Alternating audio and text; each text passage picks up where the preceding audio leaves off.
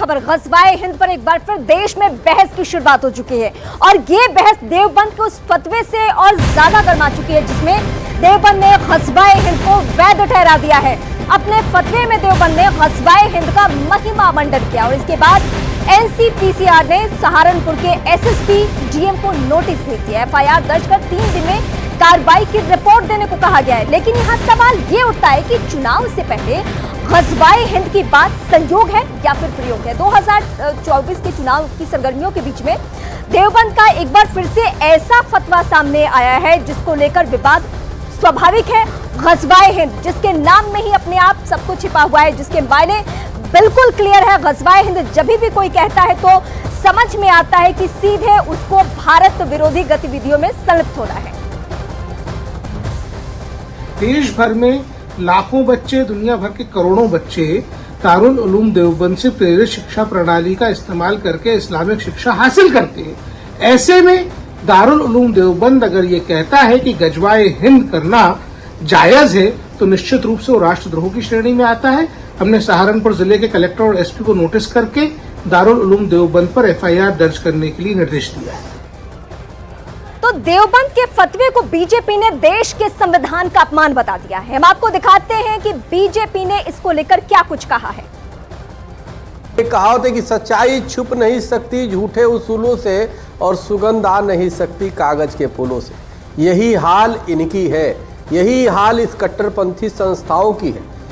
हम लोग कहते थे कि ये देश को ग़ज़वा-ए हिंद कैसे बनाना चाहते हैं, जो ये सिमी है और पीएफआई है जिस पे प्रतिबंध लगा है, तो उसे की कहीं ना कहीं संगठन उस जो कट्टरपंथियों का समर्थन ऐसे दारुल उलूम जैसे संस्थाएं कर रही थी। हमें लगता है कि राष्ट्रहित में जितना जल्दी हो सके ऐसे संस्थानों पे कार्रवाई करने की आवश्यकता है। दारुल उलूम देवबंद का यह फतवा डॉक्टर बाबा साहेब आम्बेडकर के संविधान का अपमान है। पाकिस्तान परस्त शक्तियाँ चाहे जितना चाहें भारत का तालिबानीकरण नहीं हो सकता और इसकी इजाज़त बिल्कुल नहीं दी जा सकती। निश्चित तौर पर जो कोई भारत का तालिबानीकरण करना चाहेगा, भारत के पंथ निरपेक्ष जो व्यवस्था है उसका जो कोई भी इस्लामीकरण करना चाहेगा वह कानूनी कार्रवाई का पात्र होगा। एक एक करके बड़ी बातें हम आपको इस वक्त बताते हैं कि इस मसले को लेकर विवाद क्यों छिड़ा हुआ। दरअसल ग़ज़वा-ए हिंद को लेकर पहली दफा नहीं, देवबंद से इस तरीके की आवाज बहुत पहले भी उठ चुकी है।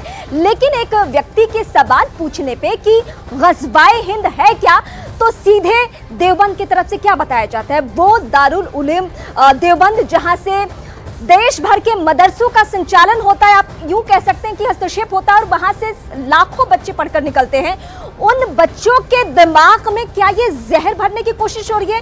क्या ये ग़ज़वा-ए हिंद का सपना देखने वाले राजनीति करने का ये नया तरीका ढूंढ लिए हैं और मदरसे की आड़ में ये सब कुछ हो रहा है? ये सवाल बहुत वाजिब है और यही वजह है कि राष्ट्रीय बाल संरक्षण आयोग ने इस पर संज्ञान लिया और संज्ञान लेते हुए सहारनपुर के, जहां पे ये देवबंद है, सहारनपुर के डीएम और एसपी को तलब कर लिया गया, नोटिस भेज दिया गया और नोटिस भेजने के साथ साथ पूछा गया कि ये 3 दिन में आप एफआईआर, इस पे एक्शन जरूर लीजिए।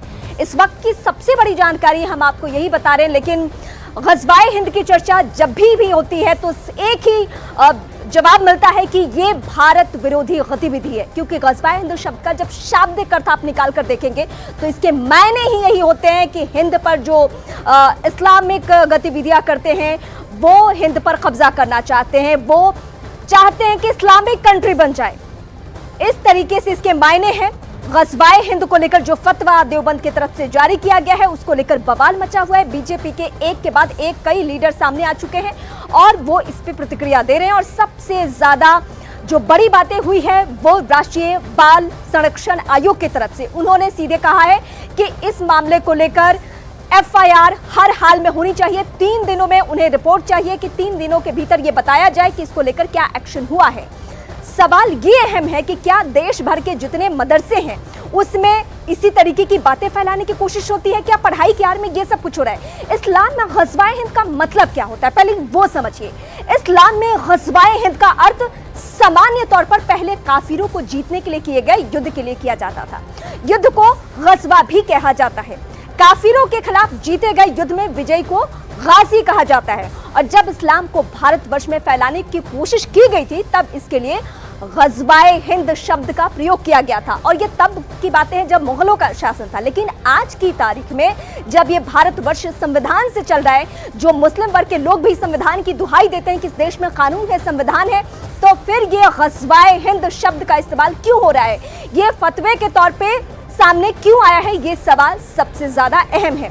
ग़ज़वाए हिंद क्या है और क्यों इतनी ज्यादा नाराजगी है, क्यों इसको लेकर ये लिंक किया जा रहा है कि ऐन चुनावी माहौल में 2024 से ठीक पहले ग़ज़वाए हिंद को लेकर अगर सामने कुछ लोग आ रहे हैं, मदरसा सामने आ रहा है या फिर देवबंद सामने आ रहा है, तो इसके अब एक एक करके हम और कुछ इससे जुड़ी हुई बड़ी बातें आपको बताते हैं। हम आपको दरअसल ये भी बताएंगे कि दारुल उलूम देवबंद आखिर है क्या। दारुल उलूम देवबंद एक इस्लामिक स्कूल है, देश में कई मदरसों का संचालन करता है। उत्तर प्रदेश के सहारनपुर से इसका ताल्लुक है।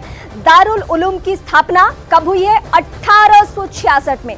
और इतने वर्ष से ये बच्चों की पढ़ाई, यानी जो मुस्लिम बच्चे हैं जो मदरसे में जाकर पढ़ाई लेते हैं, तालीम लेते हैं, उनके लिए इसका निर्माण, और सिर्फ यहाँ तक यानी सहारनपुर तक इसका असर नहीं है, बल्कि देश के तमाम मदरसों में इसका असर है।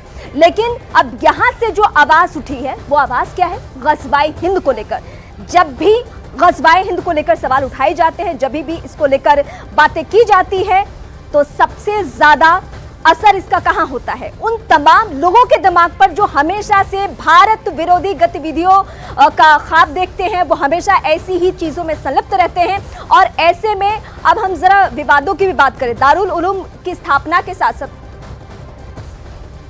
और इस वक्त मुफ्ती साहब मेरे साथ जुड़ चुके हैं, जरा मैं सीधे उनका रुख करती हूँ। मुफ्ती साहब, ये बड़ी बातें जो हो रही है और सीधे ये सहारनपुर से जो आवाज उठी है ग़ज़वाए हिंद को लेकर, क्या तर्क देंगे आप? हाँ, मैं तो ये कहना चाहता हूँ कि तो इसकी जांच होनी चाहिए गहराई से। और मैं ये बात वाज़ेह करना चाहता हूँ कि ग़ज़वा उसे कहते हैं जिसमें मोहम्मद साहब खुद जिसे कमांड कर रहे हों। कमांडर इन चीफ की हैसियत से मोहम्मद साहब तो दुनिया में नहीं है। जब मोहम्मद साहब दुनिया में नहीं है तो फिर वो ग़ज़वा कैसे हो सकता है? यानी जो जिन हदीसों का हवाला देते हैं तो उसमें एक सबसे बड़ा तथ्य तो ये है कि जिसे मोहम्मद साहब जिस लश्कर को, जिस फौज को, जिस आर्मी को लीड कर रहे हो, तो मोहम्मद साहब तो दुनिया में नहीं है। या तो ये बताएं कि इनका क्या अकीदा है। तो मुझे समझ में नहीं आ रहा है कि किस मुफ्ती ने ये फतवा दिया है, और इसके ऊपर जो है उच्च स्तरीय जांच होनी चाहिए। ये तो बिल्कुल अपने देश के अंदर एक खलफशार पैदा करने वाली चीज है। और मैं इसे सिरे से ये मैं कहना चाहता हूं क्योंकि मैंने भी आप बेहतर तरीके से बता पाएंगे, इस्लामिक स्कॉलर हैं आप, कि ये बार बार ग़ज़वाए हिंद का जिक्र क्यों होता है? क्योंकि सबको मालूम है, भारत में रहने वाले एक एक नागरिक को मालूम है कि ग़ज़वाए हिंद जब भी कोई कहता है तो भारत विरोधी गतिविधियों में संलिप्त रहता है। बिल्कुल बिल्कुल, मैं यही बात कहना चाहता हूं, सारे देश और सारी दुनिया को ये बताना चाहता हूं कि ग़ज़वा उसे कहते हैं जिस जंग को मोहम्मद साहब लीड कर रहे हों। और वो ग़ज़वा नहीं होगा, फिर वो सीरिया होगा, यानी छोटी छोटी जंग होंगी वो। तो मैं नहीं समझ पा रहा हूं कि जो लोग इसे ग़ज़वा हिंद से जोड़ रहे हैं वो किस, उनके पास तथ्य क्या है? ये तो खलफशार और देश को कमजोर करने के लिए है।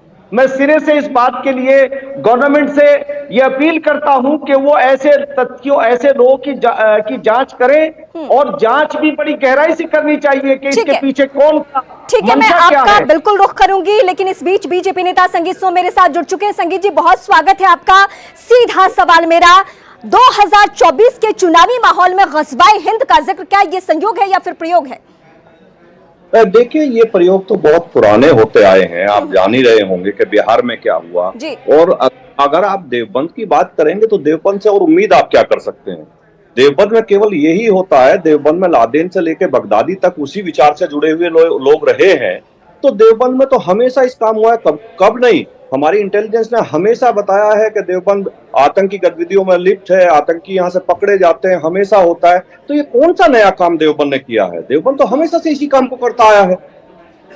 लेकिन मेरा सवाल यह है कि केंद्र में भी बीजेपी की सरकार, उत्तर प्रदेश में भी बीजेपी की सरकार, और इस तरीके से अगर ग़ज़वाए हिंद का जिक्र कोई कर रहा है, ये कह रहा है कि इस्लाम में ये वैध है, तो क्या एक्शन नहीं लिया जाना चाहिए? देखिए बिल्कुल एक्शन लिया जाना चाहिए और एक्शन लिया भी जाएगा और एक्शन लिया भी जा रहा है।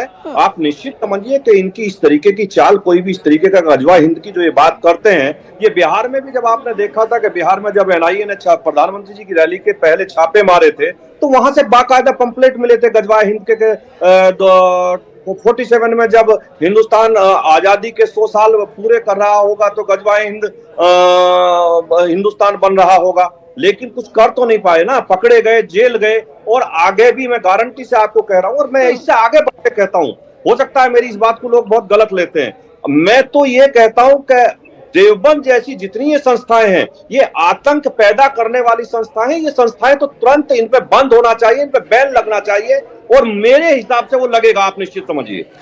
सवाल ये मदरसों को लेकर भी बहुत पहले से उठता रहा है, जिसका जिक्र आपने भी किया। सिर्फ उसमें देवबंद ही नहीं है, देवबंद से संचालित होने वाले देश भर के जितने मदरसे हैं वहां से अलग अलग वक्त में ऐसी खबरें मिलती रही है कि मासूम बच्चों को गुमराह करने, उनके दिमाग में भारत विरोधी गतिविधि डालने, उनके दिमाग को जहरीला बनाने की सारी कवायदें यहीं से हो रही है।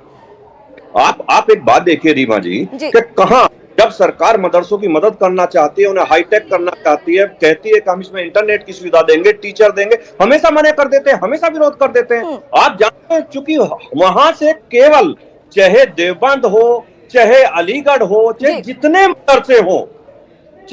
मदरसे हो, इनमें केवल और केवल आतंकवाद का पाठ पढ़ाया जा रहा है। जो मासूम बच्चे हैं जो पढ़ने के लिए जाते हैं उन्हें पढ़ाया नहीं जाता, उनके अंदर तामील के नाम पे उनके अंदर जहर घोला जाता है, हिंदुस्तान के प्रति जहर घोला जाता है।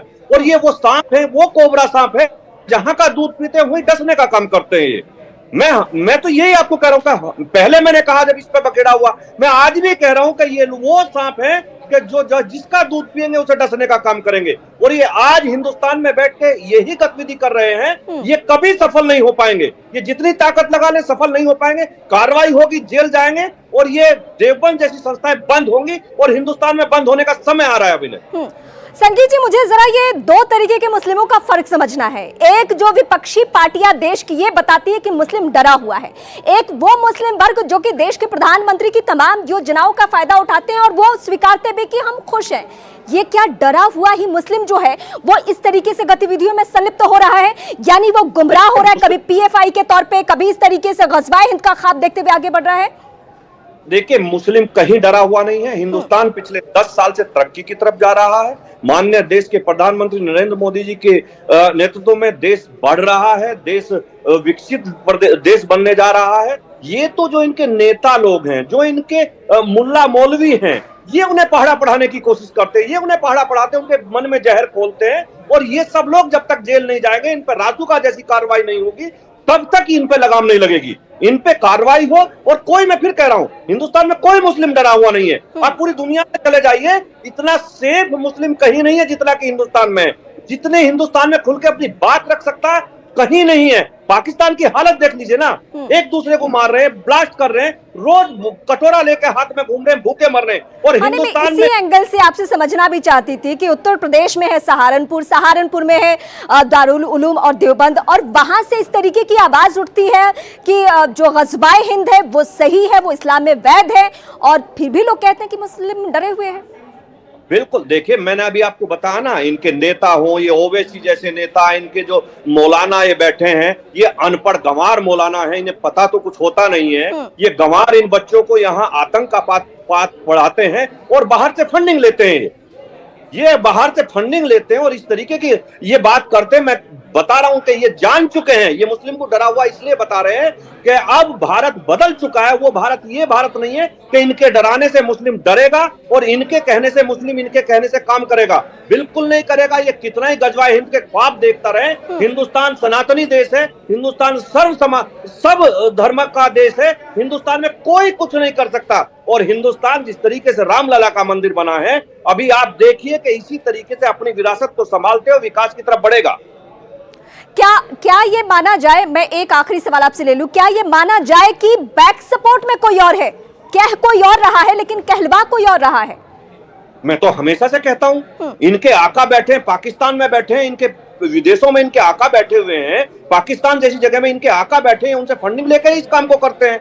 मैंने पीछे भी आपको बताया था कि पता करिए कि जो मंडी खुलती है, जो बाजार लगते हैं, बिजली बाजार लगते हैं, वहां से 100 रुपया पर दुकान पर पटरी लिया जाता है, 50 लिया जाता है। कहाँ जाता है वो केवल इन्हीं कामों के लिए जा रहा है और इसी तरीके की फंडिंग हो रही है उससे। इनके पीछे बहुत बड़ा एक विदेशी नेटवर्क लगा हुआ है।